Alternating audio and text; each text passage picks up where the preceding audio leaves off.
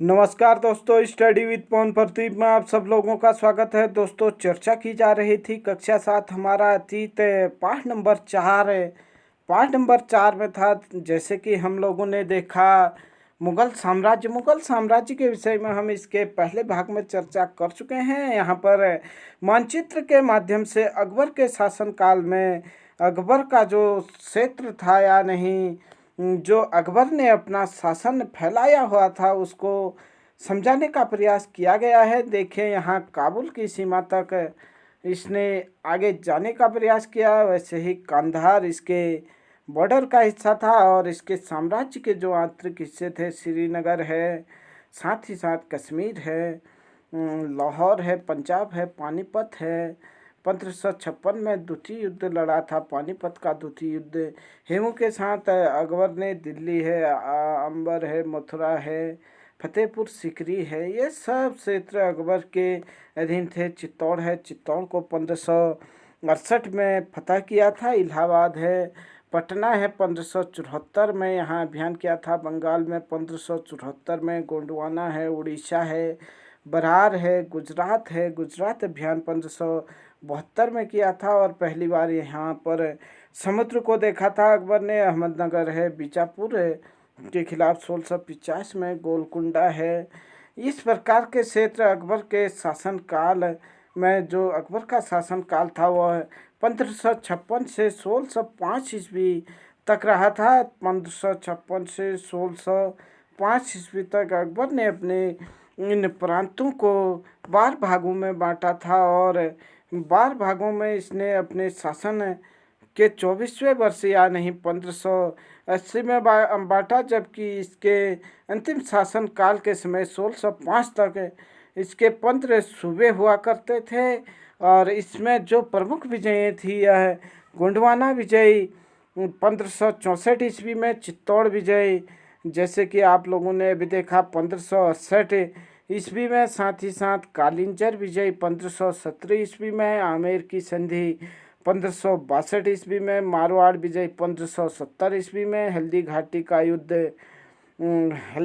का युद्ध जैसे कि आप लोग जानते होंगे 1576 में, और असीरगढ़ का युद्ध 1601 में लड़ा था अकबर ने। असीरगढ़ का युद्ध ही अंतिम युद्ध लड़ा था, जो मतलब बहुत तगड़ा युद्ध था या नहीं, जो एक प्रकार से जहाँ से अकबर को असीम भंडार धन दौलत मिली थी, वह असीरगढ़ का किला था। उत्तराधिकार की परंपराएं कैसी थी मुगल साम्राज्य में, ये समझने का प्रयास करेंगे। मुगल ज्येष्ठाधिकार के नियम में विश्वास नहीं करते थे। वे ज्येष्ठ पुत्र अपने पिता के राज्य का उत्तराधिकारी होता था, जिसमें कि वो मुगल ये नहीं समझते थे कि जिस पद्धति में ज्येष्ठ पुत्र राजा का उत्तराधिकारी होता था, इसके विपरीत उत्तराधिकार में वे सहायदाद कि मुगल और तैमूर के वंशों की प्रथा को अपनाते थे, जिसमें उत्तराधिकार का विभाजन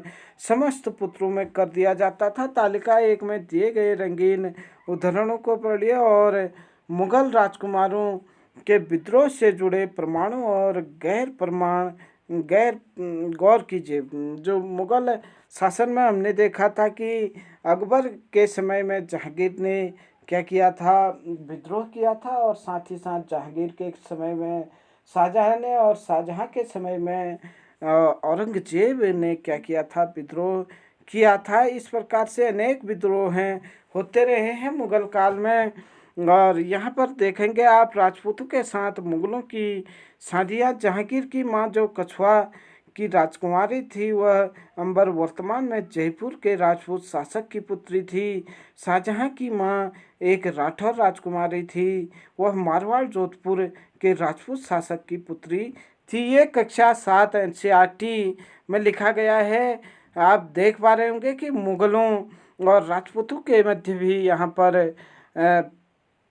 पारिवारिक या नहीं जो शादियाँ होती थी वह संपन्न हुई हैं। यहाँ पर मुगलों ने अन्य शासकों के साथ कैसे संबंधित थे, तालिका एक को फिर देखेंगे आप अभी, और आप पाएंगे कि मुगलों ने उन शासकों के विरुद्ध लगातार अभियान किए जिन्होंने उनकी सत्ता को स्वीकार करने से इनकार कर दिया। जब मुगल शक्तिशाली हो गए तो कई अन्य शासकों ने स्वेच्छा से उनकी क्या कर ली, सत्ता स्वीकार कर ली। राजपूत इसका एक अच्छा उदाहरण है। अनेकों ने मुगलों घरानों में अपनी पुत्रियों के विवाह करके उच्च पद प्राप्त किए, परंतु कईयों ने इसका विरोध किया। कई प्रकार के राजपूत थे, कई घराने ऐसे थे जिन्होंने मुगलों से क्या नहीं किए, वैवाहिक संबंध स्थापित नहीं किए, लेकिन कई ऐसे राजघराने थे जिन्होंने मुगलों के साथ वैवाहिक संबंध स्थापित किए। इसमें देखें, मेवाड़ के सिसोदिया राजपूत लंबे समय तक मुगलों की सत्ता को स्वीकार करने से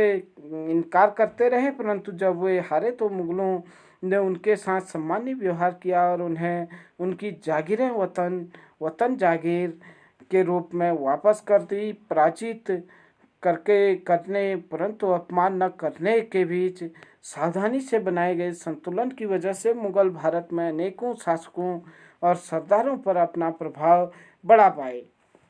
जैसे कि यहाँ पर देख पा रहे हैं आप लोग, सिसोदिया राजपूतों से जब अकबर या मुगलों की विजय हुई तो उन्होंने उनकी जागीरें वापस दे दी बिल्कुल सम्मान के साथ, जिससे कि बहुत सारे लोग उनके पक्ष में आ गए। परंतु इस संतुलन को हमेशा बरकरार रखना कठिन था। एक बार तो तालिका एक देखें और गौर करके कि जब शिवाजी मुगल सत्ता स्वीकार करने आए तो औरंगजेब ने उनका अपमान किया। इस अपमान का क्या परिणाम हुआ आप देख सकते हैं। धीरे धीरे मुगल साम्राज्य पतन की ओर बढ़ा और मुगल साम्राज्य पतन की कगार पर पहुंच गया या नहीं। जब जैसे ही औरंगजेब की मृत्यु हुई तो मुगलों का पतन भी क्या हो गया, उसी के साथ आरंभ हो गया। जात एवं श्रेणियाँ क्या होती थी, 5000 जात वाले अभिजातों का दर्जा 1000 जात वाले अभिजातों से क्या होता था, ऊंचा होता था। अकबर के शासनकाल में 29 ऐसे मनसबदार थे जो 5000 जात की पदवी के थे। औरंगजेब के शासनकाल तक ऐसे मनसबदारों की संख्या 79 हो गई, 79 हो गई। क्या इसका अर्थ यह हुआ कि राज्य का खर्चा बढ़ गया? बिल्कुल बढ़ गया होगा। जहाँ पर 29 व्यक्ति 5000 से ऊपर वाले जात वाले थे, वहाँ पर अगर 79 व्यक्ति आए होंगे तो राज्य का खर्चा बढ़ा होगा और साथ ही साथ राज्य के क्षेत्र भी इस समय बढ़ गए थे। आइए देखें मनसबदार और जागीरदार के विषय में। जैसे जैसे साम्राज्य के विभिन्न क्षेत्र सम्मिलित हो गए वैसे वैसे मुगलों ने तरह तरह के सामाजिक समूह के सदस्यों को प्रशासन में नियुक्त करना आरंभ किया। शुरू में ज़्यादातर सरदार तुर्की तुरानी थे, लेकिन अब इस छोटे समूह के साथ साथ उन्होंने शासक वर्ग में ईरानियों, भारतीय मुसलमानों, अफगानों और राजपूतों को और मराठाओं को, अन्य समूहों को भी क्या कर लिया, सम्मिलित कर लिया। मुगलों की सेवा में आने वाले नौकरशाह मनसबदार कहलाए। और मनसबदार शब्द का प्रयोग ऐसे व्यक्तियों के लिए होता है जिन्हें कोई मनसब या नहीं कोई सरकारी हैसियत अथवा पद मिलता था। मनसबदार शब्द का प्रयोग किसके लिए होता था? जिसको मुगल काल में कोई सरकारी पद मिलता था या कोई हैसियत मिलती थी। यह मुगल द्वारा चलाई गई श्रेणी व्यवस्था था जिसके जरिए नंबर 1 पद और वेतन, नंबर 3 सैन्य उत्तरदायित्व निर्धारित किए जाते थे। पद और वेतन का निर्धारण जात की संख्या पर निर्भर करता था। जात की संख्या जितनी अधिक होती थी, दरबार में अभिजात की प्रतिष्ठा उतनी ही बढ़ जाती थी, उसका वेतन भी उतना ही अधिक होता था। सैन्य उत्तरदायित्व मनसबदारों को सौंप दिए जाते थे, उन्हीं के अनुसार उन्हें घुड़सवार रखने पड़ते थे। आइए देखें, मनसबदार अपने सवारों का क्या करते थे, निरीक्षण के लिए लाते थे। वे अपने सैनिकों के घोड़ों को दगवाते थे और सैनिकों का पंजीकरण करवाते थे। इन कार्यवाहियों के बाद ही उन्हें सैनिकों का वेतन देने के लिए धन मिलता था। मनसबदार अपना वेतन राजस्व एकत्रित करने वाली भूमि के रूप में पाते थे, जिन्हें जागीर कहते थे, जो तकरीबन इक्ताओं के समान थी या नहीं। गुलाम वंश के समय जो एकता हुआ करती थी इल्तुतमिश के समय, वह अकबर के समय या मुग़ल शासन में लगभग मनसबदार या जागीर के रूप में उन्हें मिलने लगी। मनसबदार मुक्तियों से क्या थी भिन्न, अपने जागीरों पर नहीं रहते थे और न ही उन पर प्रशासन करते थे। उनके पास अपनी जागीरों से केवल राजस्व एकत्रित करने का अधिकार था। यह राजस्व उनके नौकर के लिए एकत्रित करते थे। उनके नौकर क्या करते थे, उनके लिए एकत्रित करते थे, जबकि वे स्वयं देश के किसी अन्य भाग में सेवारत रहते थे। अकबर के शासनकाल में इन जागीरों का सावधानी पूर्वक आकलन किया गया ताकि इसका राजस्व मनसबदार के वेतन के तकरीबन बराबर रहे। औरंगजेब के शासनकाल में पहुँचते पहुँचते स्थिति बदल गई।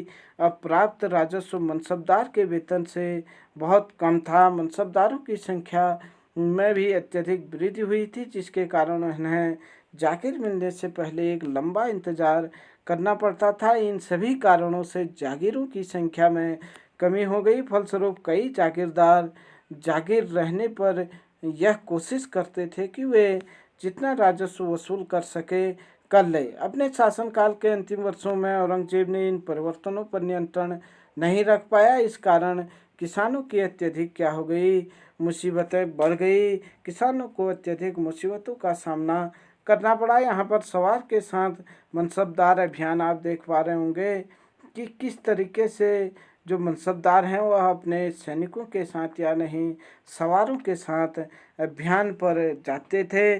चित्र 6 शाहजहाँ के राजकाल में अभी हम यहाँ पर देख रहे हैं कि शाहजहाँ के शासनकाल में ये क्या हो रहा है। शाहजहाँ के राज्यकाल के एक लघु चित्र के बारे में ब्यौरा है। यहाँ जहांगीर के समय के भ्रष्टाचार को दिखाया गया है। भ्रष्ट अफसर क्या कह रहे हैं, रिश्वत ले रहे हैं। एक अधिकारी क्या है, गरीब किसानों को सजा दे रहा है, इस प्रकार से रिश्वत ले रहा है। और एक व्यक्ति को क्या दी जा रही है, सजा दी जा रही है। व्यक्ति भाग रहा है, हाथ जोड़ रहा है, लेकिन फिर भी उसके सैनिकों के द्वारा क्या की जा रही है, उन लोगों से जोर जबरदस्ती की जा रही है। जब्त और जमींदार देखें, मुगलों की आमदनी का प्रमुख साधन किसानों की उपज से मिलने वाला राजस्व था। अधिकतर स्थानों पर किसान ग्रामीण कुलीन यानी कि मुखिया या स्थानीय सरदारों के माध्यम से राजस्व देते थे। समस्त मध्यस्थों के लिए, चाहे वह स्थानीय ग्राम के मुखिया हो या फिर शक्तिशाली सरदार हो, मुगल एक ही शब्द जमींदार का प्रयोग करते थे। अकबर के राजस्व मंत्री टोडरमल ने 10 साल 1570 से 80 की काल अवधि के लिए कृषि की पैदावार, कीमतों और कृषि भूमि का सावधानी पूर्वक सर्वेक्षण किया। इन आंकड़ों के आधार पर प्रत्येक फसल पर नकद के रूप में राजस्व निश्चित कर दिया गया। प्रत्येक सूबे प्रांत को राजस्व मंडलों में बांटा गया और प्रत्येक हर फसल के लिए राजस्व दर की अगली सूची बनाई गई। राजस्व प्राप्त करने की इस व्यवस्था को जब्त कहा जाता था, जब्ती प्रणाली कहा जाता था। दहसाला प्रणाली भी इसे कहा जाता था, जो राजा टोडरमल के सहयोग से अकबर ने अपनाई थी। यह व्यवस्था उन स्थानों पर प्रचलित थी जहां मुगल प्रशासनिक अधिकारी भूमि का निरीक्षण कर सकते थे और सावधानी पूर्वक उनका हिसाब रख सकते थे। ऐसे निरीक्षण गुजरात और बंगाल जैसे प्रांतों में संभव नहीं हो पाए। कुछ क्षेत्रों में जमींदार इतने शक्तिशाली थे कि मुगल प्रशासकों द्वारा शोषण किए जाने की स्थिति में वे विद्रोह कर सकते थे। कभी कभी एक ही जाति के जमींदार और किसान मुगल सत्ता के खिलाफ मिलकर विद्रोह कर देते थे। 17वीं शताब्दी के आखिर में ऐसे किसान विद्रोहों ने मुगल साम्राज्य की नींव को क्या कर दिया, हिला दिया, मुगल साम्राज्य को चुनौती दी। यहाँ पर देखें, अकबरनामा और आईने अकबरी के विषय में दिया है। अकबर के ने अपने करीबी मित्र दरबारी या नहीं अबुल फजल को आदेश दिया कि उसके शासनकाल का इतिहास लिखे।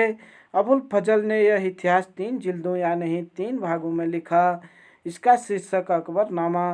पहली जिल्द में अकबर के पूर्वजों का बयान है या नहीं अकबर के पूर्वजों के बारे में बताया गया है, जबकि दूसरे जिल्द में क्या बताया गया है, अकबर के शासनकाल की घटनाओं का वर्णन है, जबकि तीसरी जिल्द आईने अकबरी है। प्रश्न पूछा जाता है कि अकबरनामा के लेखक कौन थे। अकबरनामा के लेखक अबुल फजल थे। या अकबरनामा कितने भागों में, कितने जिल्दों में प्रकाशित की गई या कितने भागों में बटी थी। अकबरनामा 3 भागों में बटी थी, जिसका तीसरा भाग था आईने अकबरी। कभी कभी ये भी प्रश्न पूछ ले सकता है कि आईने अकबरी किसने लिखा। आईने अकबरी अबुल फजल ने लिखा। इस तरीके से प्रश्न बनते हैं।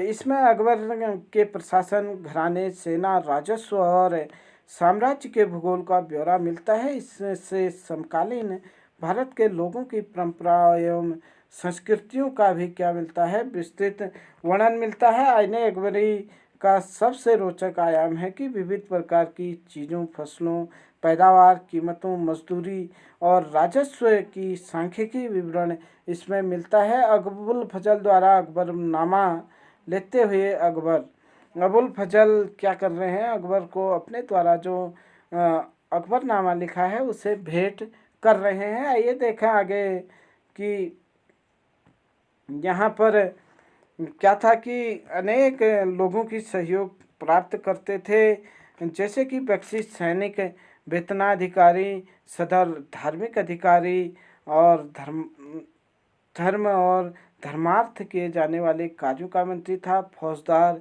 सेना नायक और कोतवाल नगर का पुलिस अधिकारी था।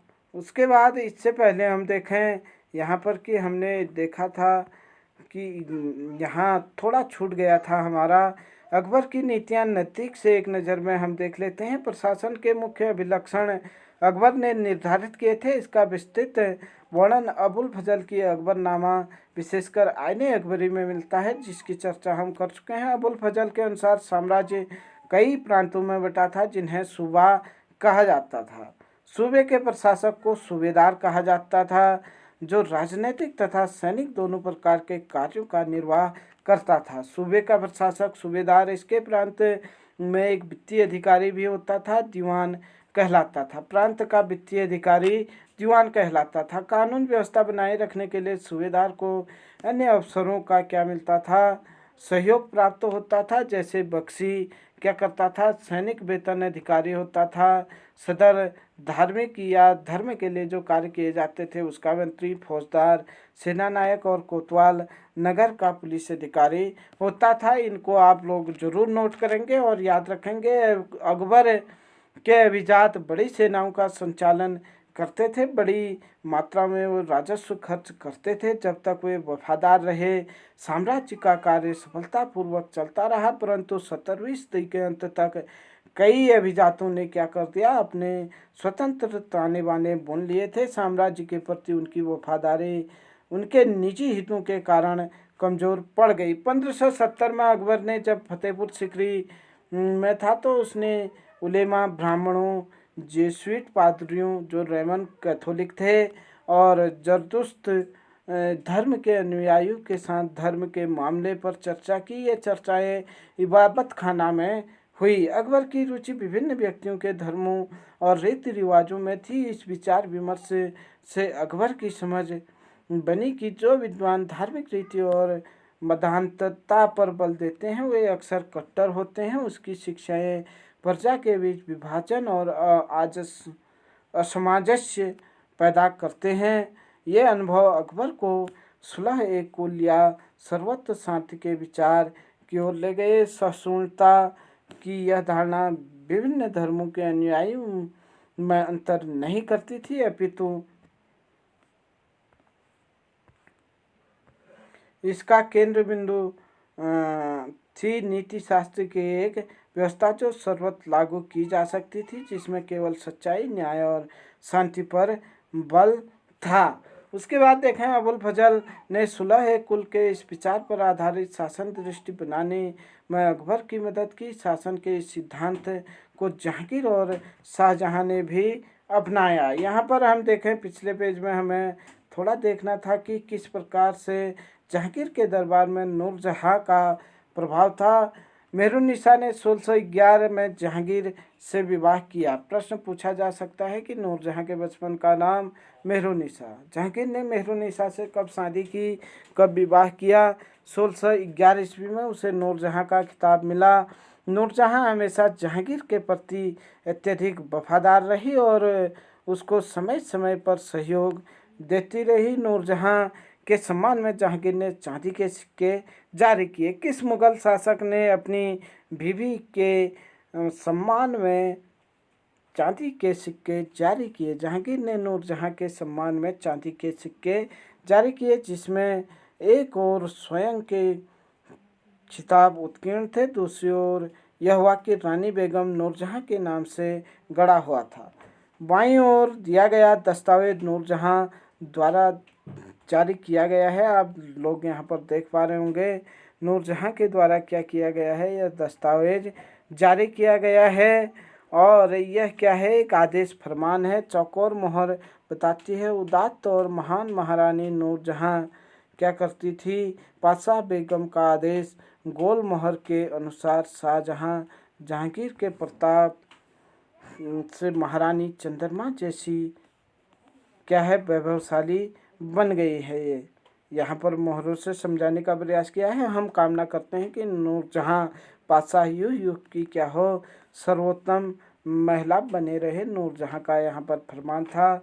उसके बाद देखें मतांधा मतलब एक ऐसी व्याख्या कथन जिसे अंधकारपूर्ण कहकर यह आशा की जाए कि उस पर बिना कोई प्रश्न उठाए उसे स्वीकार कर लिया जाए। मतलब कोई भी ऐसी चीज़ जिसको हम बिना सोचे समझे स्वीकार कर लें, मतलब किसी भी मत को हम बिना सोचे समझे उसको अपना लें, उसके विषय में न अच्छा बुरा समझें, तो मतांधा कहलाएगा। इबादत खाना में अकबर विभिन्न धर्मों के विद्वानों के साथ चर्चा करते हुए, जिसकी बात हमने पीछे की थी, अकबर ने कई क्या किए संस्कृत ग्रंथ फारसी में अनुवाद कराए। इस उद्देश्य हेतु उन्होंने फतेहपुर सिकरी में मकबत खाना या नहीं अनुवाद ब्यूरो की स्थापना की। प्रश्न पूछा जा सकता है कि फतेहपुर सिकरी में मकबत खाना या अनुवाद ब्यूरो की स्थापना किसने की? अकबर ने महाभारत, रामायण, लीलावती और योग वशिष्ठ जैसे कुछ उल्लेखनीय संस्कृत ग्रंथ का भी क्या किया, अकबर ने अनुवाद कराया।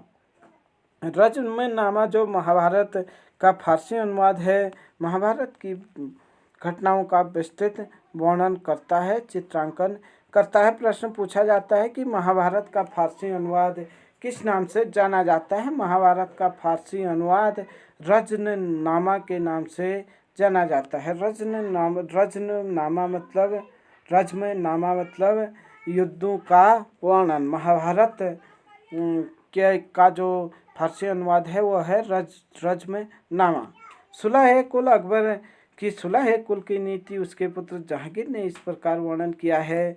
ईश्वरीय अनुकंपा के विस्तृत आंचल में सभी वर्गों और धर्मों के अनुयायियों को एक जगह है, इसलिए उसके विशाल साम्राज्य में जिसकी चारों ओर की सीमाएं केवल समुद्र से ही निर्धारित होती थी, विरोधी धर्मों के अनुयायियों और तरह तरह के अच्छे बुरे विचारों के एक जगह थी जहां असहिष्णुता का मार्ग बंद था। यहाँ सुन्नी और शिया एक ही मस्जिद में इकट्ठे होते हैं। ईसाई और यहूदी भी एक ही गिरजे में प्रार्थना करते थे। उसने सुसंगत तरीके से सार्वत्रिक शांति सुलह कुल के सिद्धांत का पालन किया। आइए आगे चर्चा बढ़ाते हैं। 17वीं शताब्दी में उसके पश्चात मुगल शासक कैसे थे और इनका शासनकाल कैसा रहा? मुगल साम्राज्य की प्रशासनिक और सैनिक कुशलता के फलस्वरूप आर्थिक और वाणिज्यिक समृद्धि में वृद्धि हुई। विदेशी यात्रियों ने इसे वैसे ही धनी देश बताया है जैसे कि किस्से कहानियों में वर्णित होता है, परंतु यही यात्री इसी प्रचुरता के साथ मिलने वाली दरिद्रता को देखकर विस्मित रह गए। सामाजिक असमानताएं साफ दिखाई पड़ती थी। शाहजहां के शासनकाल के 20वें वर्ष के दस्तावेजों में हमें पता चलता है कि मनसबदार, जिसको उच्चतम पद था, कुल 8000 में से 445 ही थे। कुल मनसबदारों की एक छोटी संख्या 5.6% को ही साम्राज्य के अनुमति राजस्व का 61.5% सा स्वयं उसके व उनके सवारों के वेतन के रूप में दिया जाता था। आप देख सकते हैं इतने मनसबदारों को मात्र 5.6 मनसबदारों को 61 हिस्सा मिलता था, 61.5 हिस्सा मिलता था। मुगल सम्राट और उसके मनसबदार अपनी आय का बहुत बड़ा भाग वेतन और वस्तुओं पर लगा देते थे। इस खर्च से शिल्पकारों किसानों को लाभ होता था क्योंकि वे वस्तुओं और फसल की पूर्ति करते थे, परंतु राजस्व का भार इतना था कि प्राथमिक उत्पादकों और किसानों और शिल्पकारों के पास निवेश के लिए बहुत कम धन बचता था। इसमें से जो बहुत गरीब थे, मुश्किल से ही पेट भर पाते थे, वे उत्पादन शक्ति बढ़ाने के लिए अतिरिक्त संसाधनों में औजारों और अन्य वस्तुओं में निवेश करने की बात सोच भी नहीं सकते थे। ऐसी अर्थव्यवस्था में ज़्यादा धनी किसान, शिल्पकारों के समूह, व्यापारी और महाजन ज़्यादा लाभ कमाते थे। मुगलों के कुलीन वर्ग के हाथों में बहुत धन और संसाधन थे, जिसके कारण सत्तरी स्थिति के अंतिम वर्षों में अत्यधिक शक्तिशाली हो गए।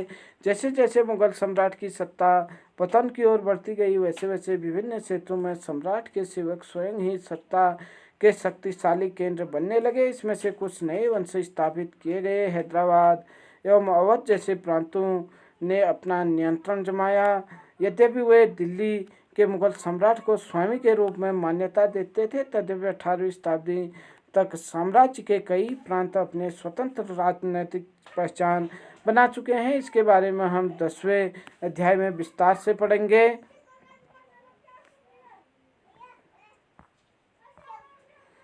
आइए देखें राजा और